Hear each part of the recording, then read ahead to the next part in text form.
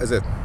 Čau, šeit ūdens. Es zinu, ka jūs visi noteikti labi pazīstat garšīgo saldējumu Jungle Pop, ko ražo Rīgas piensaimnieks. Un šodien es jums parādīšu, kā es viņu parasti atveru. Tātad, sāksim. Šeit šo līniju jūs varat sākt locīt. Mums jāloc vairākas reizītes. Un, protams, nevienam vislabāk atvērt viņu ar šķērēm, bet nevienam nekad nav līdz šķērs.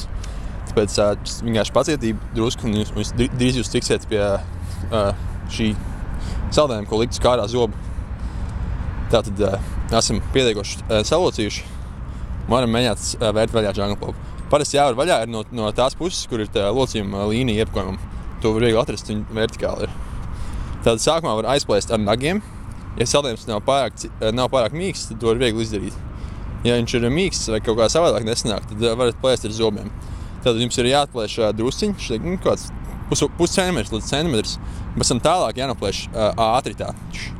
Jo, ja lēni, tad ārā sula. Bet tā uz leju, lai viņš neatplīst uz augšu vaļā. Šādā noteikti diezgan bieži, bet tas nenozīmē, ka jūs esat izgāzušies. Tas nozīmē, ka jūs esat īstenībā veiksmīgi atvērši Jungle Pop.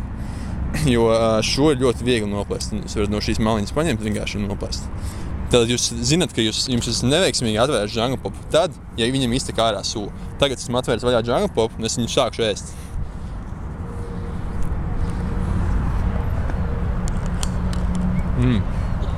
Lai labi garšo.